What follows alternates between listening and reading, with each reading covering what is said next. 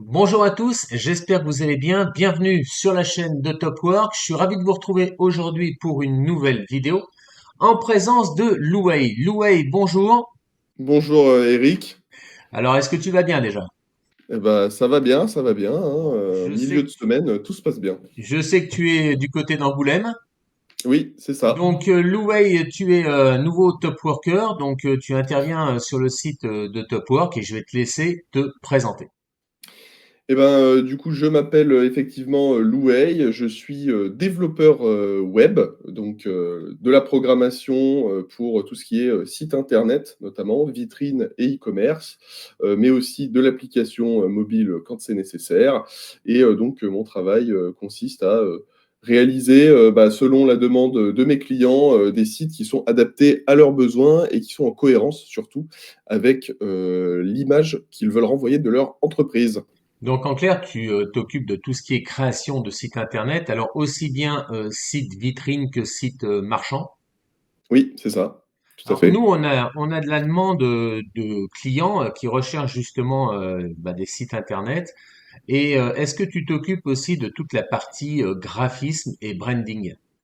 Oui, c'est possible, puisque, avec mon associé, en fait, nous avons la possibilité de proposer de la création de logos, D'accord. d'identité visuelle un peu plus largement, et donc on fait aussi, bien évidemment, des maquettes pour les sites internet puisque ça fait partie du processus de création. C'est-à-dire qu'on commence d'abord par faire des maquettes de sites internet pour valider avec le client que la forme qu'il va prendre lui convient et ensuite, effectivement, on passe au développement. Donc on fait tout à fait, bien sûr, de la prestation D'accord. graphique, oui. Donc tu t'occupes de la partie graphisme, conception graphique. Tu proposes donc différentes maquettes que je comprenne bien. Le client Oui. en choisit une et à partir de cette maquette, donc vous allez établir, je pense, un cahier des charges. Oui, c'est ça, c'est ça. C'est très important parce que c'est ce qui permet de vraiment baliser le travail, dans tout, projet, numérique, parce que sans cahier des charges, en fait, c'est un petit peu ça laisse place à l'interprétation et nous, on n'a pas envie justement, qu'il y ait de quiproquos. Donc on tient vraiment à ce que le client comprenne tout, toute la démarche dans laquelle, on se trouve et surtout parce que, il est au cœur du projet vu que c'est Bien aussi sûr. son entreprise. C'est très Bien sûr. important. Alors, ce cahier des charges, tu comprends, je pense aisément que certains ne savent pas l'élaborer. Ils ont les idées, mais pour autant, constituer à proprement parler un cahier des charges, ça demande une démarche parfois même technique que les clients n'ont pas forcément. Alors, Oui. j'imagine qu'il y a un accompagnement, une assistance dans la rédaction de ce cahier des charges.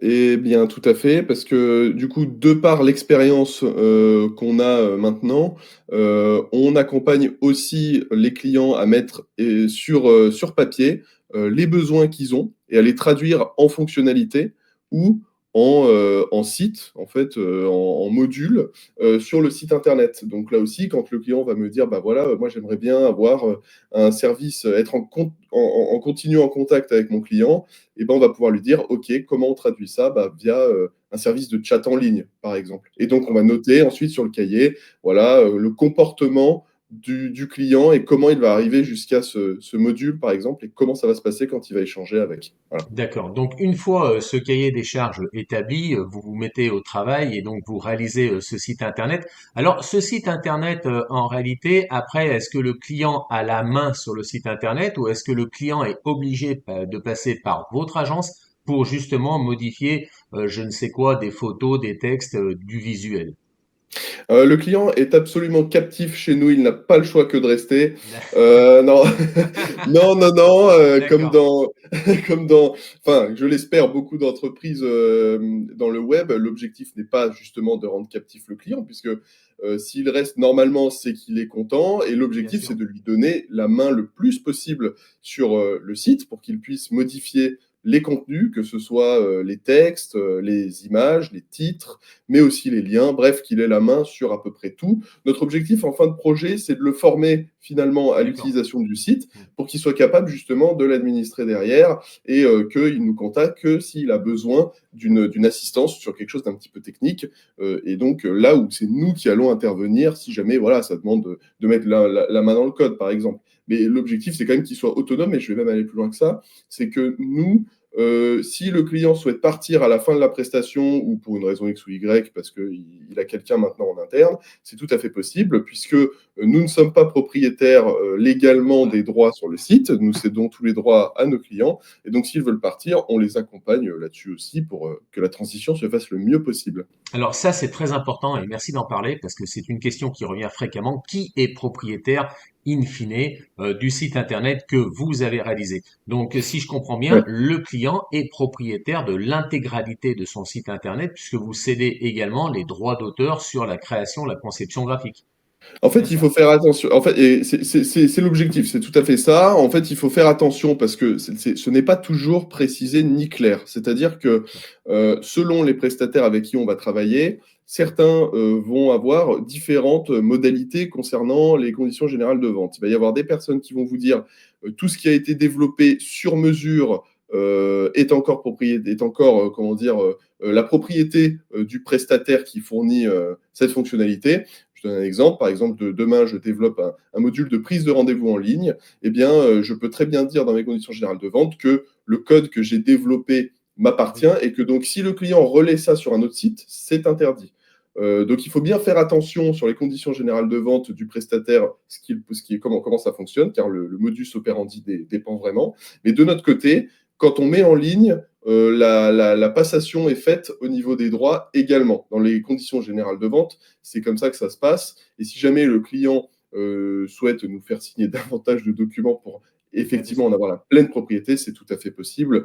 Parce que voilà, le client paye pour une prestation, là encore en rapport avec son entreprise et son image. Il n'y a aucune raison qu'on conserve tous ces éléments-là. D'accord, c'est la même chose pour le document technique qui est remis à la fin de mission au Oui. client. Tout à fait. Il est généralement, avisé et très bien vu pour les clients de remettre une documentation technique quand il s'agit d'un site, sur mesure notamment, hein, puisque, bah, si un prestataire web doit reprendre le relais derrière pour, Ah bah oui, ajouter des choses ou modifier des choses, il faut que cette documentation soit suffisamment précise et aussi claire, à la fois pour le client, parce qu'il faut que ce soit intelligible, mais aussi pour le prestataire pour qu'il puisse, re comprendre comment mais bien la sûr. structure est faite. Alors une question, enfin deux questions qui reviennent fréquemment. La première, quelle est la durée nécessaire pour la création d'un site internet jusqu'à sa mise en ligne? Alors que ce soit un site marchand ou un site vitrine, j'imagine que la Mmh. durée n'est pas la même. Si tu peux nous C'est très éclairer variable. là-dessus. C'est un petit peu c'est très variable, dans le sens où, un site vitrine en moyenne, ça peut prendre 2 semaines, Ah oui, à aller, 1 mois à être effectué, mais grand maximum et c'est si on ne rapide. travaille que sur oui, normalement ça va assez vite parce que, mais il y a une variable très importante dont que j'évoquerai juste après, et les sites e-commerce en général, c'est, plus alors pour le coup, ça peut aller de 1 mois pour des petits sites e-commerce à, 6 s'il y a beaucoup de fonctionnalités. La variable critique qui peut multiplier parfois par 2, voire 3 le temps de développement, c'est le client. Pourquoi? Parce que le client est au cœur de ce projet. Il est constamment sollicité par le prestataire pour valider au fur et à mesure les éléments. Et donc, si le client, parce que évidemment, ce client a une vie, il est occupé Bien aussi sûr, à bien côté, sûr. car c'est un entrepreneur en général, il ne peut pas toujours répondre. Et donc, des fois, ça retarde un petit peu. Mais c'est aussi un autre paramètre qui est important, c'est aussi les validations. S'il n'y a pas beaucoup de validations qui sont faites étape par étape, en fait, il y a des retours arrière qui peuvent se faire à certains moments et qui font perdre un temps monstrueux.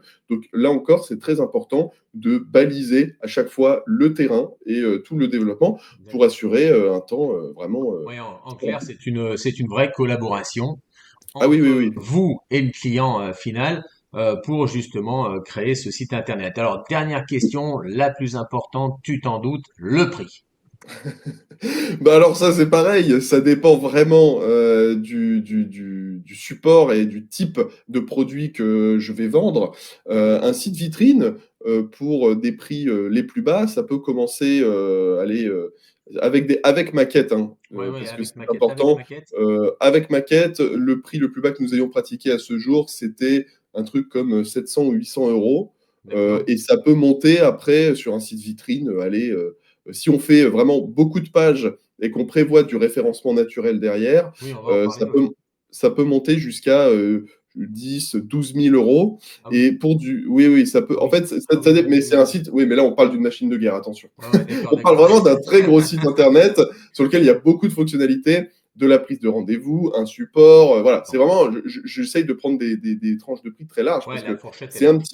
c'est un petit peu la cour des miracles, hein, aussi dans le web au niveau des prix. Et pour un site e-commerce, ça peut commencer en général à partir de 1 000 1 200 € et là encore, ça peut aller dans des prix qui peuvent, dépasser enfin qui peuvent aller, voilà, jusqu'à 5 chiffres. Ça dépend vraiment, du type de par exemple, un site e-commerce, basique, bon, bah, voilà, ça peut être donc, 1 200. Mais si vous avez besoin d'un site internet qui est, multi-boutique, multilangue, avec un service de Oui, fidélité, bien sûr. un support aussi en continu, voilà, ça peut aller très, très vite. Donc en fait, c'est pour ça que pour éviter tous les surcoûts, on fait bien un rendez-vous découverte pour savoir ce que le client veut avant même de lui faire un devis. C'est très important parce que sinon le client se retrouve avec, un prix qu'il ne comprend pas et donc il faut l'expliquer et c'est pour ça que ce rendez-vous, en amont est très important. D'accord. Donc en fait, effectivement, le rendez-vous est très important en amont, ce qui va permettre de calibrer le projet. Mais comme tout Oui. projet, effectivement, il est amené à évoluer.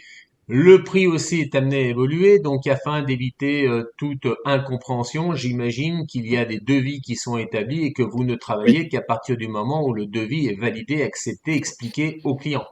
Là aussi, c'est très important, Eh oui, effectivement, tu fais bien de le mentionner. C'est, quelque chose, qui, est un enfin, c'est c'est le la b.a-ba, manière mais on voit classique. tout Voilà, le actuellement. b.a-ba, tout à fait, pas de prestat sans devis signé. C'est Pourquoi? clair. Parce que, bah, ça sert, justement, ça fait foi, et il serait absolument, inacceptable d'avoir des factures, sans devis signé, pour quelque prestation que ce soit, à mon sens. Bien sûr, non, non, mais tout à fait. Mais c'est vrai qu'on voit tellement de tout sur Internet avec des packages qui sont créés pour la création de sites Internet, des gens Mmh, qui s'engouffrent dans ces packages et qui, in fine, sont déçus de la création de leur site, donc ils partent sur une autre solution avec un multiple de prix, bien évidemment, qu'ils ne comprennent plus. D'où oui, l'intérêt d'être très transparent sur les prix, hein, vraiment, oui. d'être très transparent sur les prix. Il en va, je dirais, de la notoriété de vos agences, entre guillemets, web. C'est très important parce que le prix est quelque chose qui est mais là encore, personnellement, je n'en veux à personne, Ouais, à ouais, non, personne qui n'est pas du j'imagine. secteur, parce que, là encore, comme tu le dis, c'est la cour des miracles. C'est-à-dire vraiment qu'on va se retrouver avec des fourchettes de prix absolument, délirantes, hein, avec, Bien j'en sûr, veux oui, bien pour sûr, preuve déjà moi avec ce que on je voit de dis. tout, on voit de tout. Voilà et c'est très important là aussi de bien clarifier, expliquer et normalement, si la pédagogie est faite correctement, il n'y a aucune raison que ça se passe mal avec un client. Non, tout à fait. Alors, on a parlé de la création du site, on a parlé de sa mise en ligne, du cahier des charges, documents techniques, on a parlé prix, on a parlé beaucoup de choses ensemble. Maintenant, je voudrais savoir, donc, vous travaillez essentiellement en télétravail ou comment vous fonctionnez au niveau de l'agence? Alors, il y a 2 manières de fonctionner. Personnellement, là encore, je suis un plus grand adepte, des rendez-vous physiques parce que, D'accord. le client signe, j'estime aussi avec, plus qu'une agence, il signe quand même avec une équipe, Bien sûr. et donc, pour moi, la relation, client est très important. Donc, on fait, quand c'est possible, en présentiel, les rendez-vous et donc on évoque ensemble les différents points, on fait une revue du site, parce qu'en gros, le processus, c'est quoi? C'est on développe une première version, on la présente, on regarde ensemble, on fait les retours, puis on re-regarde une fois que les modifications ont été apportées, et cetera, et cetera. Et donc ces rendez-vous peuvent être faits soit en physique, soit en visio, selon la géographie, bien Bien sûr. évidemment, et donc les disponibilités de chacun. Donc on est très, très là aussi, hybride et on s'adapte assez bien en fonction des nécessités qu'on va avoir, même si voilà, je suis plus amateur, des rendez-vous physiques. D'accord. Alors effectivement, tu parles d'équipe. Je sais que donc toi, tu es auto-entrepreneur freelance inscrit sur Topwork et tu travailles Oui, donc en sous-traitance avec d'autres auto-entrepreneurs, c'est ça. notamment pour la partie graphique à Oui, proprement parler. Une question qui me vient tout naturellement. Donc tu as embarqué sur Topwork récemment. oui. La raison, pourquoi, la motivation et puis est-ce que tu y trouves ton compte? Alors, j'ai embarqué sur Topwork parce que moi, on m'en a parlé, c'est quelqu'un, avec qui, j'ai déjà eu l'occasion de travailler qui m'en avait, parlé, en D'accord? fait, et qui m'a dit: «Bah, voilà, c'est une plateforme pour indépendants, tu devrais aller jeter un œil parce que, il y a pas mal de monde dessus et il y a des missions aussi qui sont proposées». Donc du coup, je me suis dit que ça pouvait être intéressant, de s'y inscrire aussi, puisque, effectivement, il y a du monde dessus, Oui, c'est très et il y a challengeant. également On a et une il y belle a, communauté, effectivement. voilà, c'est ça. Et il y a donc des missions régulièrement proposées aussi. C'est pourquoi je me suis dit que, évidemment, en tant que prestataire web, je ne pouvais pas louper ce coche-là. Donc, je me suis inscrit pour ce motif-là, pour toujours étendre aussi ma clientèle, puisque les missions freelance tombent aussi assez souvent. Et après, est-ce que j'y trouve mon compte? Et ben, pour l'instant, oui, puisque du coup, j'ai quelques mises en relation qui peuvent se faire grâce à cette plateforme. J'ai aussi des informations qui me parviennent régulièrement avec les newsletters. Donc voilà, je veux dire, il y a pas de problème là-dessus. Moi, j'y trouve mon compte et j'en ai même parlé à mes collaborateurs avec qui j'ai l'occasion de travailler pour qu'ils puissent aussi s'inscrire dessus. D'accord. Je sais que tu m'as fait un retour concernant la fluidité justement de l'embarquement, on va dire, sur la plateforme, l'inscription, et Oui. également la prise de rendez-vous par notre module de réservation que tu trouves très très intuitif, si on peut dire. Oui, tout à fait. Ce qui est pratique, c'est qu'en fait, on peut directement bloquer des créneaux avec le C'est prestataire ça. avec qui on a envie de travailler. Et ça, pour le coup, c'est vrai que c'est vraiment intéressant parce que du coup, tout peut se faire via la plateforme. Et ça évite des échanges mails parce qu'il y a aussi une messagerie interne. Bien Donc, ça sûr. évite les échanges de mails interminables sur lesquels on perd le fil. Là, ce qui est bien, c'est qu'on a des conversations internes où on peut parler avec différentes personnes et retrouver les différentes conversations vraiment archivées d'une certaine Bien manière, sûr. ce qui évite de se perdre, ce qui est très Exactement. Et important. puis aussi, tu as vu que nous avons mis en place un Discord pour Oui, les gens qui sont abonnés au Premium. Donc Discord qui permet effectivement de se retrouver, d'échanger à travers différents salons.